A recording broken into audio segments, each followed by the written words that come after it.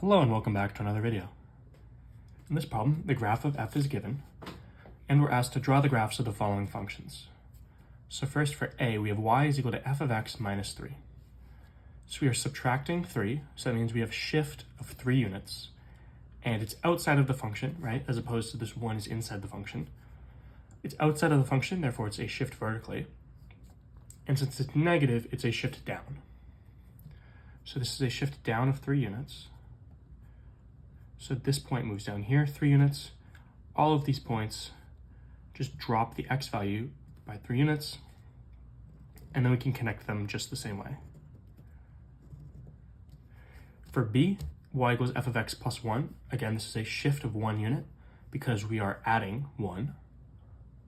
It's inside the function, so therefore it's a horizontal shift, and it's positive, so it's to the left. So just all of these points, and when you have this function of line segments, I think it's just easy to move all of the endpoints one unit to the left, right? So this point gets moved 1 unit to the left. So does this one. So does this one. So does this one. And then it's super easy to just draw the function in.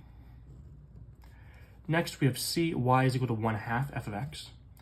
So this is a vertical shift, or sorry, a vertical stretch by a factor of 1/2, which people call a vertical shrink by a factor of 2. So I think an easy way to start with this is your 0, right? If y is equal to 0 and it's cut in half, it still stays at 0. So we start with this point, and then the other points, like this point has a y value of 3, so that gets moved down to 3/2, which is 1.5. Value of 2 gets moved to 1, and value of 2 gets moved to 1. And then we just can connect these points right here. And it's getting a little clouded because we're doing 5 graphs in one. But the last one, y equals negative f of x. We have a negative sign, so therefore it is a reflection, and it's outside of the function, so therefore it's about the x-axis.